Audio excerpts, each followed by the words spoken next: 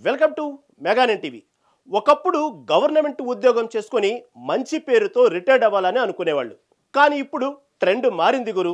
లంచం తీసుకోకపోతే చీదీని అమ్మ జీవితం అనుకుంటున్నారు లంచందారులు. సందర్భం వచ్చింది కాబట్టి చిన్న లెక్క చెప్పుకుందాం.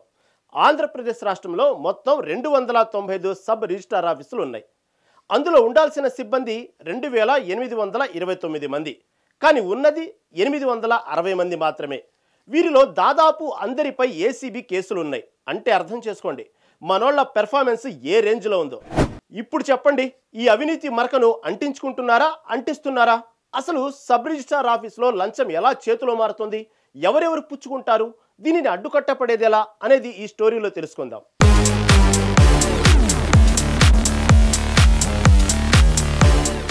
లంచం తీసుకొని కొంతమంది ఏసీబీకి చిక్కుతారు.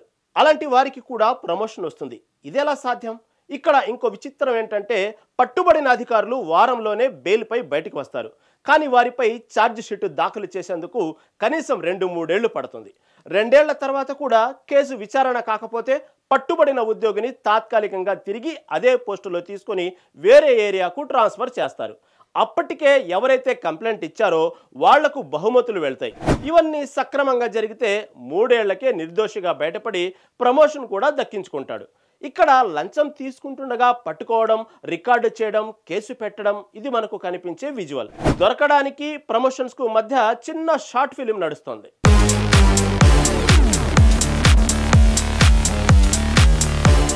సబ్ రిజిస్ట్రార్ ఆఫీసులో అంతా డిజిటల్ పేమెంట్సే. ఎక్కడ కూడా క్యాష్ పేమెంట్స్ లేవు. అలా ప్లాన్ చేశారు మొత్తం. కానీ ఏసీబీ అధికారులు సడన్గా తనిఖీలకు వెళ్ళినప్పుడు నోట్ల కట్టలు కిటికీల నుంచి దూకి మరీ బయటకు వచ్చాయి. సబ్ రిజిస్ట్రార్ ఆఫీసులో డబ్బులు కనిపించడమే తప్పు అనుకుంటే కట్టలు దొరుకుతున్నాయి. ఏ సబ్ రిజిస్ట్రార్ ఆఫీస్కు మనం వెళ్ళినా పక్కనే డాక్యుమెంటరేటర్ పేరుతో షాపులు ఉంటాయి. అవినీతి పురుడు పోసుకునేది అక్కడే. వీరిని బ్రోకర్లు అనాలా, వసూల రాజాలు అనాలా, లేక అంతకు మించి అనాలా అనేది కూడా అర్థం కాదు. డాక్యుమెంట్స్ అన్నీ సరిగ్గా ఉన్నాయి. రైటర్ దగ్గరికి కాకుండా నేరుగా సబ్ రిజిస్ట్రార్ ఆఫీసర్ దగ్గరికి వెళ్దాం అనుకుంటారేమో. అయ్యో ఒక్కటి తగ్గింది పుష్ప అంటారు. అప్పుడు ఆశీర్వదించే ఫోజుతో ఒకడు కనిపిస్తాడు. అతడే document writer.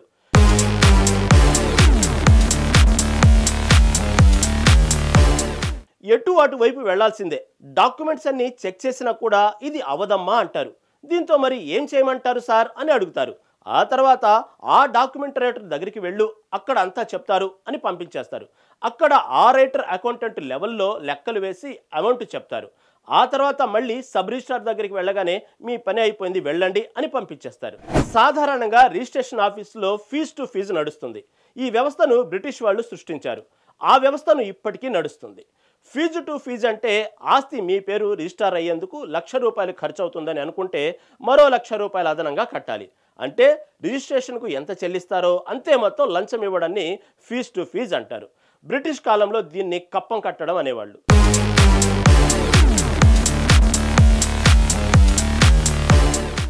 Sub registrar office ఇచ్చట అందరికీ మామూళ్లు చేర్చబడును. రిజిస్ట్రేషన్ ఆఫీస్కు వెళ్ళిన ఏ ఒక్కరికి ఎలాంటి అడ్డంకులు లేకుండా రిజిస్ట్రేషన్ పూర్తవడం అసాధ్యం. డాక్యుమెంట్లో చిన్న లోపాలను భూతద్దంలో చూపిస్తారు. మిస్టేక్స్ లేకపోయినా ఉన్నాయని అంటారు. ఆ డాక్యుమెంట్లో ఈ డాక్యుమెంట్లో పెట్టమంటారు. అలా ముక్కుపిండి మరీ వసూలు చేస్తారు.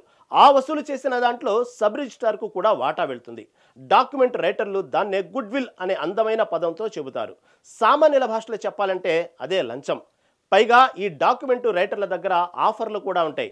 మార్కెట్ వాల్యూ తగ్గించి బడ్డులు మిగిలేలా చేస్తామంటారు. అదెలా జరుగుతుందంటే ముందే రిజిస్ట్రేషన్ వాల్యూ కంటే ఎక్కువ ధర చెబుతాడు సబ్ రిజిస్ట్రార్. నేను సెట్ చేస్తాను అని చెప్పి ఏదో మేనేజ్ చేసినట్లుగా నాటకం ఆడి సబ్ రిజిస్ట్రార్ చెప్పిన దానికంటే తక్కువకు రిజిస్ట్రేషన్ చేస్తారు. నిజానికి ఇది కూడా ఒక దందానే.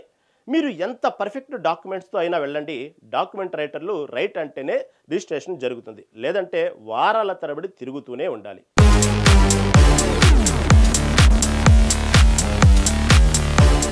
నిజానికి డాక్యుమెంట్ రాసినందుకు ₹1,000-2,000 తీసుకుంటారు. కానీ సబ్ రిజిస్ట్రార్లకు ఇవ్వాలి. రిజిస్ట్రేషన్ ఖర్చులు అంటూ ఫీజ్ టు ఫీజు వసూలు చేస్తాడు. ఈ మధ్య సబ్ రిజిస్ట్రార్ ఆఫీసులో ప్రైవేట్ వ్యక్తులు కంట్రోల్ చేస్తున్నారు. స్టాంప్కి కట్టినా సరే 0.5% నుంచి 5% వరకు ఈ ప్రైవేట్ వ్యక్తులకు కట్టాల్సిందే.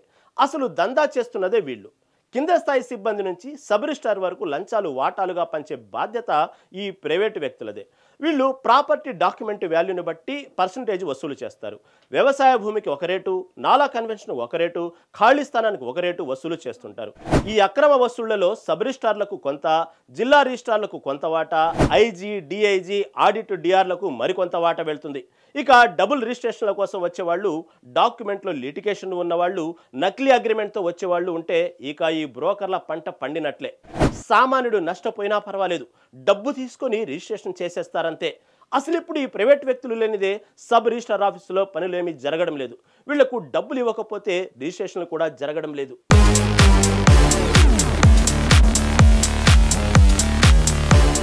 విశాఖలో ఏసీబీ అధికారులు సబ్ రిజిస్ట్రార్ ఆఫీసులకు వెళ్ళినప్పుడు అక్కడ ప్రైవేటు వ్యక్తులు కనిపించారు. సోదాల క్రమంలో వేరువేరు చోట్ల 10 మంది ప్రైవేటు వ్యక్తులు ఉండటం, వాళ్ల చేతిలో కీలక డాక్యుమెంట్లు, డబ్బులు ఉండటం గమనించారు. వాళ్ల సెల్ ఫోన్లు స్వాధీనం చేసుకుని దర్యాప్తు చేస్తున్నారు. ఒక్క సబ్ రిజిస్ట్రార్ ఉద్యోగికి ఏడాదంతా కష్టపడితే 2 లేదా 3 వేల రూపాయల జీతం పెరుగుతుంది. అదే సబ్ రిజిస్ట్రార్ ఆఫీస్కి వెళ్ళి ఓ కింది స్థాయి ఉద్యోగిని గమనించండి, చేయి చాచితే చాలు ఒక్కొక్కరికి రోజుకు ₹1,00,000 సంపాదిస్తుంటారు. అలాంటి వాళ్లకు జీతం జస్ట్ బోనస్ లాగా అనిపిస్తుంది కదా. ఈ మాటలు నేను ఊరికే చెప్పడం లేదు. ఉదాహరణకు రేణిగుంటనే తీసుకోండి. అక్కడ అధికారులకు నెలకు ₹1,00,00,000 అందుతాయని ఆరోపణలు ఉన్నాయి. రోజుకి ఎంత ఉంటుందో మీరే ఊహించుకోండి. ప్రస్తుతం ఏపీ వ్యాప్తంగా జరుగుతున్న ఏసీబీ సోదాలు ఇలాంటి దారుణాలనే బయట పెడుతున్నాయి. లంచం తీసుకుంటున్నారని ఫిర్యాదుల నేపథ్యంలో బుధవారం ఏసీబీ రంగంలోకి దిగింది. ప్రధానమైన 12 సబ్ రిజిస్టర్ ఆఫీసులో తనిఖీలు చేసింది. విజయనగరం నుంచి చిత్తూరు వరకు దాడులు జరిగాయి. ఈ దాడుల్లో లెక్కకు మించిన డబ్బులు దొరికింది. అంతేకాదు రికార్డు స్థాయిలో అక్రమాల్లో తేడాలు కనిపించాయి.